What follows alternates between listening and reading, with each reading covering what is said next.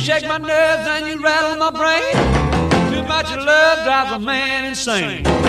You broke my will, but what a thrill. Goodness gracious, great balls of fire. Hello, this is Bwnci and we're going to have some fun today. We're looking at the Human Engineer.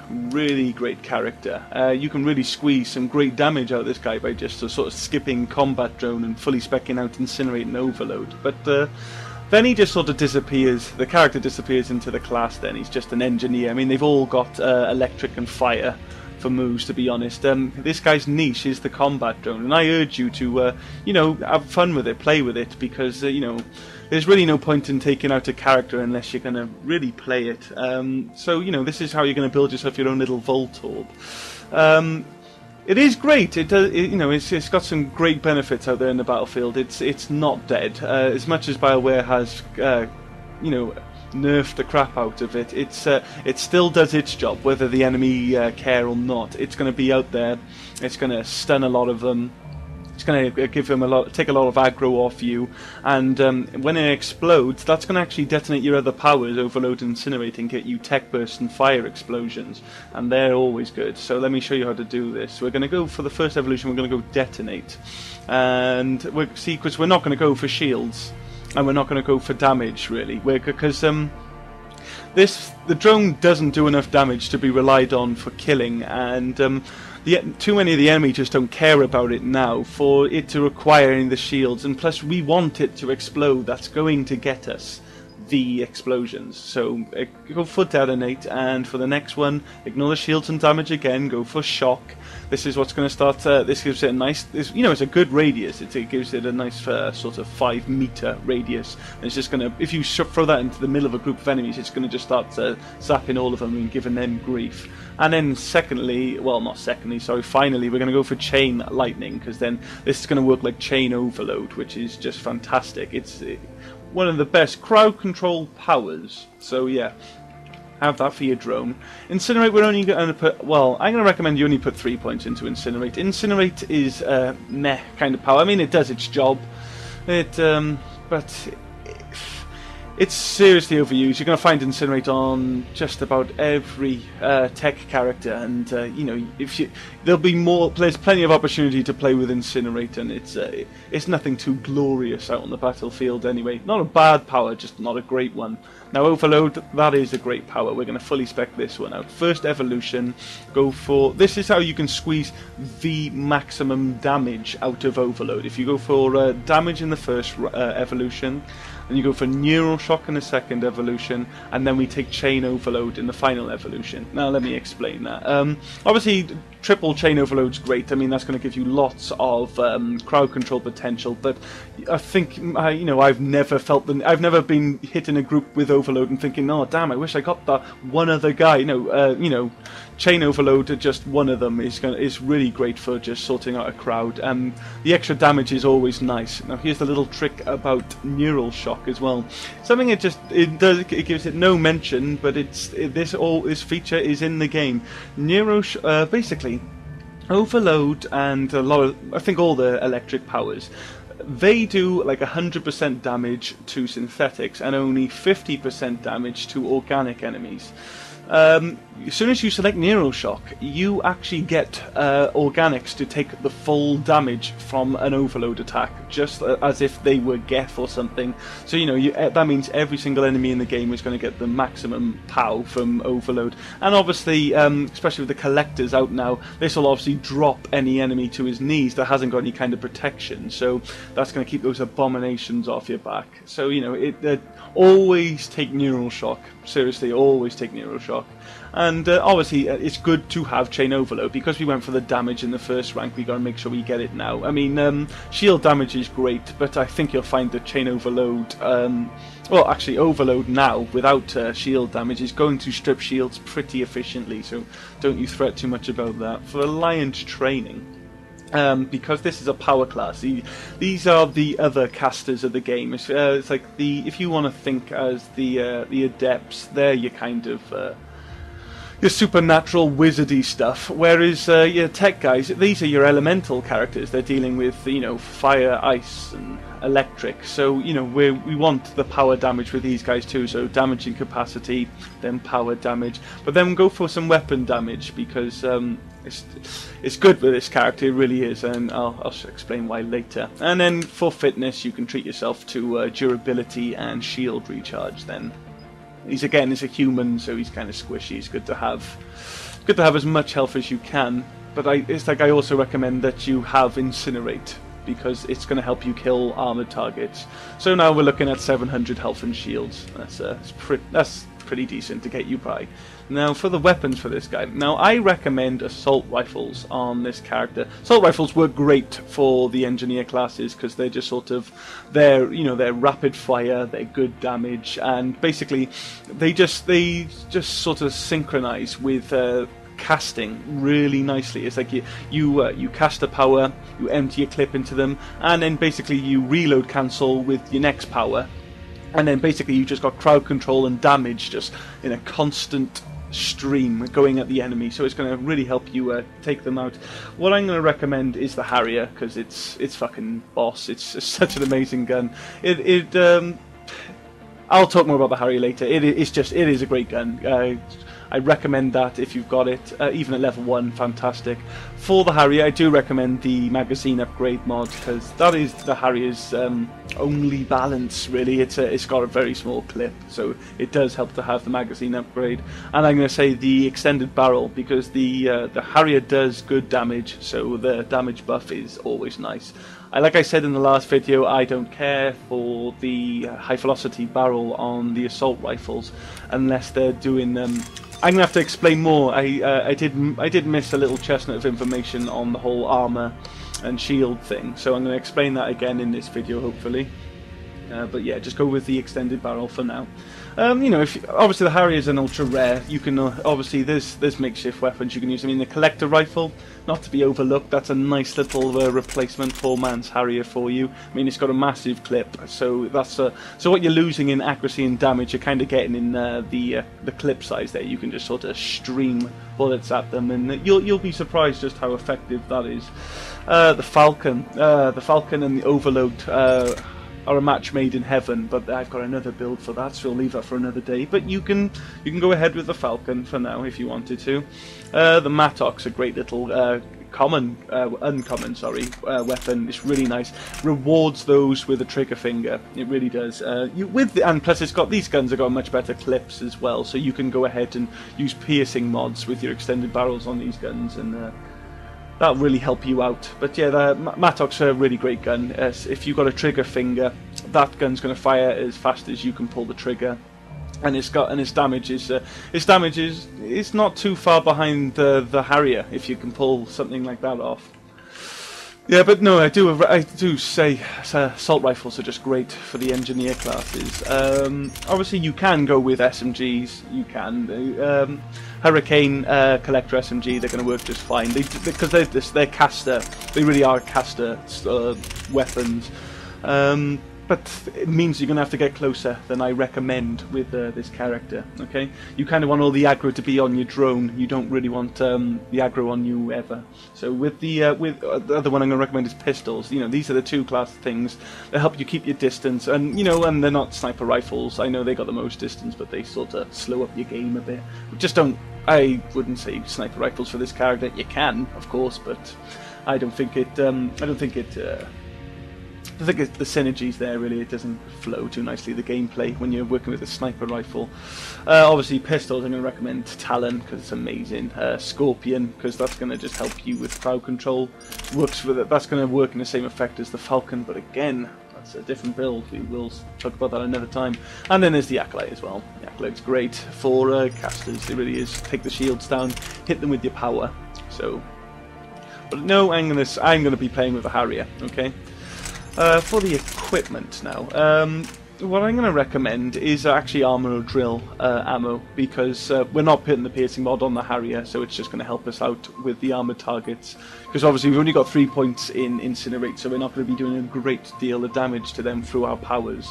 So yeah, take them along. I mean, if you haven't got either of them, the elemental ammo's great. You know, you got your cryo, your disruptor, and your incinerate. Because basically, your overload and your incinerator are going to detonate that ammo. So you're going to get explosions if you go with them. So it's always nice. For the armour bonus, get a cyclonic modulator on him again. Humans, they're squishy as hell, so get a good cyclonic modulator on them. If you haven't, power amplifier is going to help you out, you know, kill the enemy before they kill you type of thing. But for your gear bonus, now, you could just go with the assault rifle amp, so that you're doing good weapon damage out there, but I'm actually going to be using the engineering kit for the tech power damage increase. That's 15% more, which is it's really helpful, especially with obviously an engineer. Obviously, if you haven't got that, the mental focuser is still there. That's power damage by 12%. So yeah, and then there's also another really great one, omnicapacitor. That's tech damage by 12%, and then a power recharge speed of 12%. So if you went something a little bit heavier, if you did decide to go with like a shotgun or a sniper rifle, omnicapacitor is going to be great. Then of course, if you haven't got the confidence to be working with such a low health kind of character, you've still got your shield boost and your stronghold package and your survivor loadout. Okay, that's going to get us ready to go now, so let's jump into the gameplay.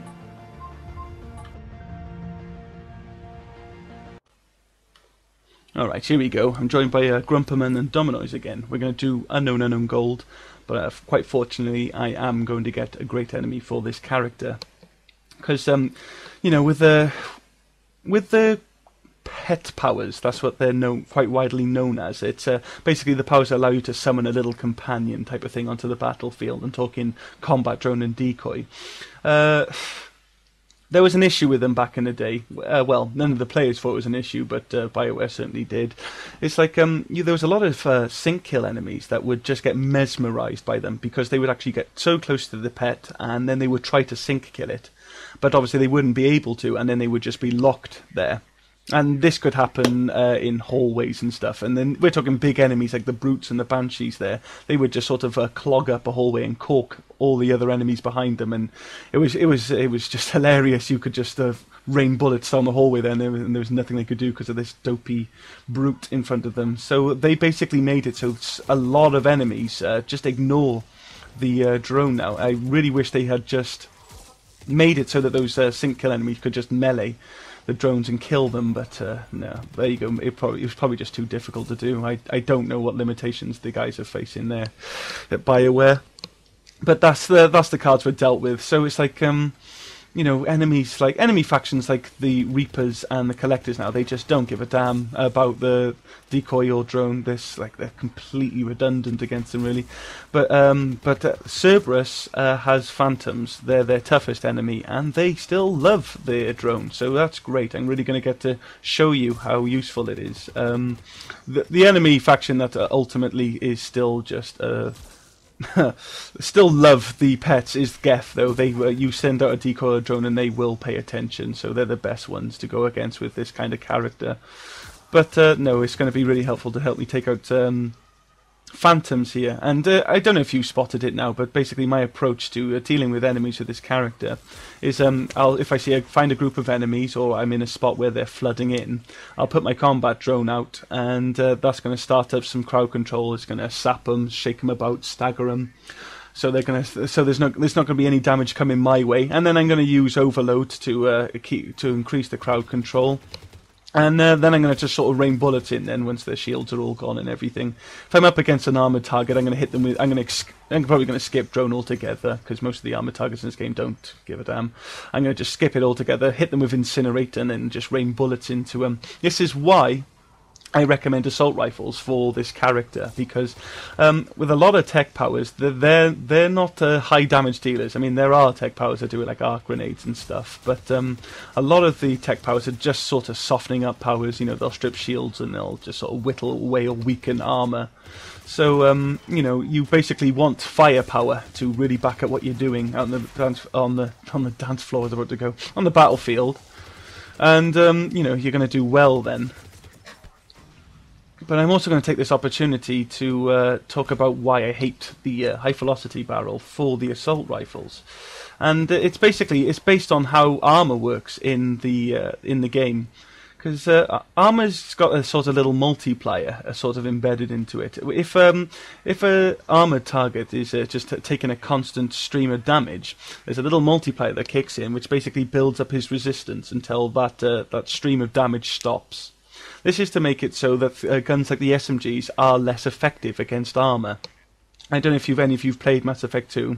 If you haven't, you absolutely should. It's the best one in the series. But it was all about SMGs were to take out the shields, and heavy pistols were you're going to take out the armor for you in the game, because it was because you wanted large peakings or large spikes of damage to take out armor. And basically, shields are supposed to have a sort of similar feature going on. I mean, they're supposed to build resistance if they're not under constant pressure, but the Claymore said no. So really don't worry so much about what shields have got going for them. It's all about armor targets, because they're your bosses, really. And so, really, you only when you're dealing with a gun that's got an incredible rate of fire, you do want armor piercing. You really do want to start ignoring armor. Whereas if your rate of fire isn't all that, it's just sort of average, above average, but you're doing good damage, you're wasting your time with it. You might as well just do more damage, because the multiplier is not going to spike as high with an assault rifle as much as it will with an SMG. So that's just why I always recommend the extended barrel and the piercing mod for most assault rifles, because that's in the end it's going to do more damage to armored targets than you going for the high velocity barrel with the assault rifle, because it's got the same one as the SMGs, and it's madness. Most of the assault rifles aren't that fast. There are a couple. There are a good few, but there's plenty of them which is they're burst fire or they're very slow fire. It's like they're not all streaming bullets out. So there's really the only assault rifles I recommend the high velocity barrel on is the Typhoon and the particle rifle, because they absolutely do just stream bullets out. But each individual bullet, if you were to try and pinpoint them, do very little damage. So they're more like SMGs in that respect. But yeah, see, this is an Atlas. This is the main boss enemy for Cerberus. They don't care about your drone. they don't care. So or your decoy. Don't bother to throw one out of them. I just recommend you strip their shields with overload, and then when you got their armor down, start throwing some incinerates in there. Obviously, you can get your tech burst and your fire explosions just from those two powers alone. They gave overload a nice buff on how long your opportunity is for a tech burst on it, so you can, especially if you're going a lot lighter than this, just sort of overload and incinerate for tech bursts.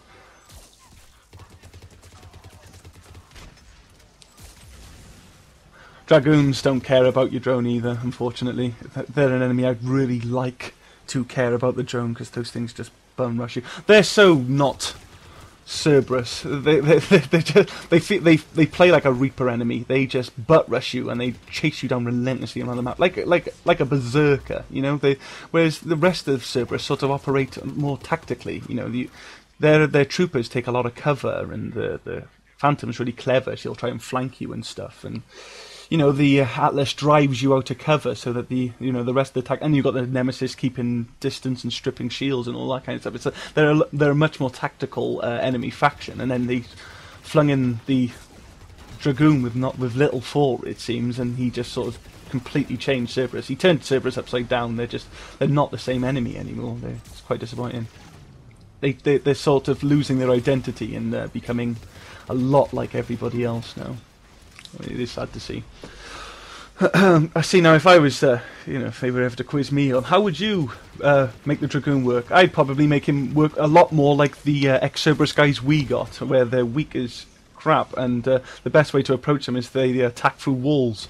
That would be if they really wanted to make a Dragoon character somebody that drives you out of cover. I'd have the Dragoon sort of try and slip around the map, get around the opposite wall that you're hiding behind, and literally try and flood you out of it with smash or something. But ultimately, if he was caught, he'd be in trouble, kind of like Nemesis style.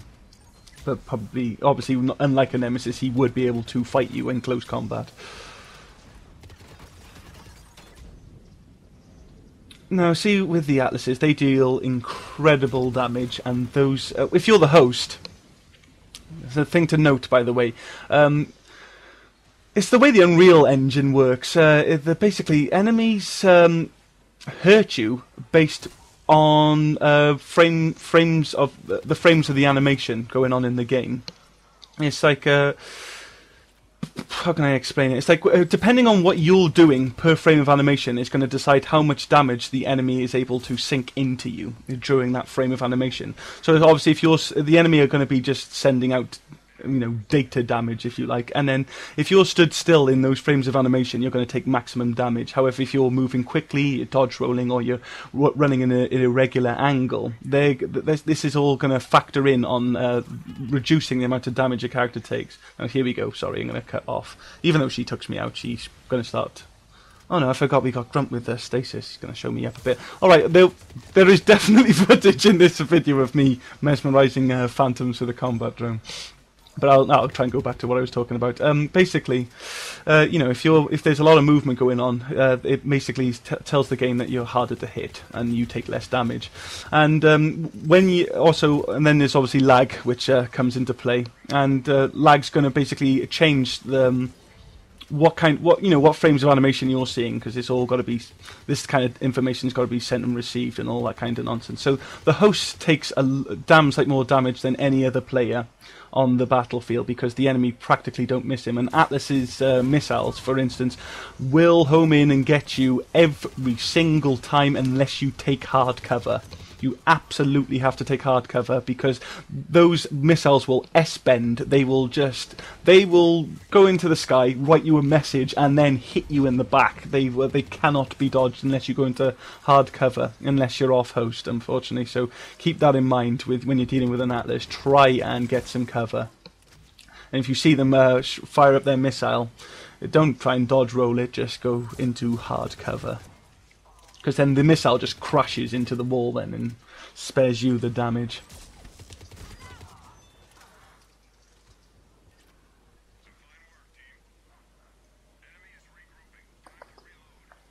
But this is going quite painless, actually. This is going quite well. Grump's a beast, though, he really is. So him running around with the vanguards saving me more aggro than the combat drone, to be honest. Okay, then this is an opportunity. Firebase white, there's a big spawn. So you can see we hit wave 7. I went out there and I just took out a bunch of enemies there. Obviously, in that... I'll see if I can go there. I'll see if I go there, I'll call them out, basically. To call out the big spawns. Over there, on that sort of boardwalk that I was just on, nearer the ladder, though, that's another big spawn point. They will spawn on LZ as well. They'll just jump up on the side. That's not normally a good nuking one, although they will just sort of... big boss enemies will just appear there, if no one's there to see it happen. Like I said, I'll call them out when I see them to help you with the spawn points. Because basically, when you know the spawn points in this game, you can really, when you've got like a good team of people you can rely on, you can basically operate together to control exactly where the enemy are going to be at all times. And when you've got that amount of control, the fight is yours. You know, they're going to do what you tell them to do. Essentially, they're going, you're going to be here, and we're all going to rush you, and we're all going to kill you. So you know, it's good to learn spawns. I'm going to tell Dom to get up here because that Atlas, Atlases will crush you if you're bleeding out in front of them. They will just take you out of the game. They've got their own sync kill. They'll only try to sync kill you after they've done a melee attack. So watch that. Melee attacks for the Atlas include, obviously, they're quite an obvious punch at you, and when they pound the ground as well, that it counts as a melee attack for the Atlas. Once they've done that, they're going to try and sync kill you afterwards. That room I just came from then, that sort of middle upper lab, that's another big spawn point as well. And the back there, the back of that lower lab, that's another big spawn point as well. And no, I think I already mentioned, I think it's the first spawn point. Remember this back part here with the 2 crates, that's a major spawn point. But yeah, if you can basically engineer where all your team are standing, so the wave begins and you know exactly where the enemy are, you can obviously just rush in and get them. So, you know, I got my drone out here and that Phantom was just was mesmerised. She was determined to take that drone out, and the whole time I was just pouring Harrier into her. There's another one. So I always, just get the drone out for the... Look at her. Get the drone out on the Phantoms, because they love it. She loves it. Harrier's a beast. It's a really beast gun. Would I say it's overpowered? Yeah, it would. It's so easy to use for the damage it does. I mean, it does have a very small clip, which does deter a lot of people, and that's understandable if you struggle with it. But it's really a non-issue. You're gonna kill enemies so much faster than you're gonna run out of ammo with the Harrier. It's so easy to use. One of the most interesting balances I've read about for the one, and I kind of want to agree with it. I mean, I don't care about being overpowered. I don't care about being overscored. But it's like what I do find upsetting is when I just see a load of people. It's like if you play quick matches with randoms, pugs. That's like an acronym for pick-up group. So it's just it's a group of people you're going to play with, but you know none of them. You just picked them up as you've played the game. These pugs, they just all seem to flood in with a Tyrian Ghost with a Harrier, and you just kind of get bored of the sight of it. To be honest, you don't. Variety is the spice of life, and I just love to see more people play different. I mean, and the Harrier is just so light as well. So it's like you just see people with their caster characters just running about with a Harrier. So they're just, you just kind of get sick of seeing it. I could understand a nerf to the Harrier, although I'm not gonna campaign for one because it is a great gun. I do enjoy using it. I just wish it wasn't used so often. I don't have a lot of Harrier builds, but I do have a couple. I mean, the Tyrian Ghost of the Harrier is a build I absolutely have, and I will show you eventually. It's just too good to bypass, but you don't want to see it all the time. It's like, anyway, let me get back. I trailed off there. One of the most interesting balances I've heard for it is the Harrier's a weird gun. I don't know if it's a bug or if it's by design, but see, there's the combat drone exploding, staggering the Phantom for me. That was very helpful. It's like when you go into cover, hard cover, and try to shoot with this gun, every other gun in the game gets more stable, and your accuracy improves, and it's just all good stuff when you go into cover. But with the Harrier, it's the complete opposite. You get a load of kickback, and your bullets go all over the place. So somebody suggested the one way to balance the Harrier is so that you run around with. I see that's just a weird bug. Tried to jump over cover and it just put me in the ground for a second. Somebody suggested that the Harriers without cover, basically swap them around. So outside of cover, you've got the kickback, and in cover you've got the stability you get where you normally get with the Harrier, and that would certainly balance the gun. See, look, I go into cover now and look at the kick on it, and then I forgot about it. But then in the gameplay, it's like, oh shit, what am I doing? I can't go into cover with this gun, so I just got out and started wrecking up the place like this. Then, so that is an interesting one. I wouldn't. Also, I don't think just giving it extra weight would probably be a good way to balance it as well, because that would seriously reduce the amount of people that use it. I mean, it's not always it is mostly Tyrian Ghosts I see with it, but it's not always. There's just so many characters that people slap the Harrier on. So if it was heavier, I'm sure that would deter a lot of people from putting it on their casters and stuff. But no, this is not me calling out for a nerf. If anything, I blame you people. Stop overusing this gun. There's so much fun to be had in the variety of this game. Like, with this build, I can easily just go overload, incinerate, and do some crazy damage. But I take the combat drone, I get myself a little niche. I got a reason to pick this engineer over another one. Because I'm going to do something a little different with him, and I just urge you guys to do the same. It's pointless just making your characters mechanically the same with with different colours. There's so much more to the game, so much more to it, and I hope you can see how effective it is. I mean, the combat drones really save my bacon. It really does.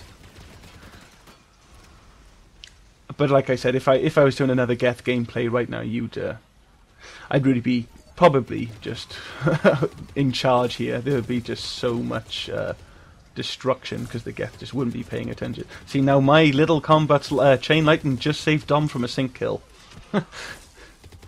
Voltorb loves you. You know, give him some respect. Anyway, it's just helping us take it, and Dom's helping me detonate some tech bursts and stuff.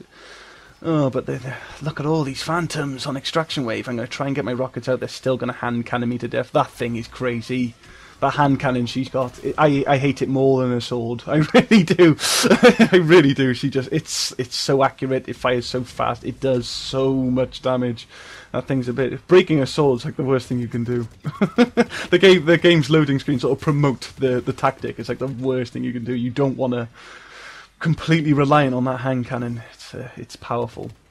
It's dangerous. Obviously she's another enemy that sync kills. She has to melee. She has to do like a sword slash. She only needs to do one. Sometimes she'll do more, but she only needs to do one, and then the next move can be a sync kill to take you out of the game. Here's a cool little trick though. Okay, with the Ops Pack grants you a couple of seconds of immunity after it's taken in. And that couple of seconds of immunity is enough to survive the very quick sync kill animation of the Phantom and the Brute. Doesn't work with the others; their animations are far too long and cinematic. But the Phantom, she just basically puts a sword in you, you fall down. But that's so quick that the immunity of the Ops Pack can still be in play if you take it before she stabs you, and then you'll either just nothing will either happen, or you'll just get straight back up after she's killed you. I've had a lot of funny messages with people thinking I'm hacking because they've seen me get stabbed and then stand back up, but then they were in spectator mode, so fuck you. You died on me. Yeah, so there's a cool little trick for you on the way out there. Grumperman's going to be leading man for this scoreboard this time with his Sari Vanguard. Great character. I do have a build for her.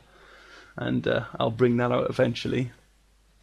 But no, don't let that fool you. This human engineer is still a fantastic character. Give him a go. Give the combat drone a go, and have some fun. That's the wraps up this video. I'll catch you next time, guys.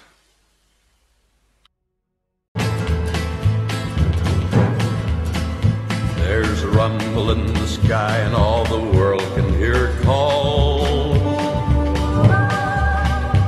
They shudder at the fury of the mighty thunderball.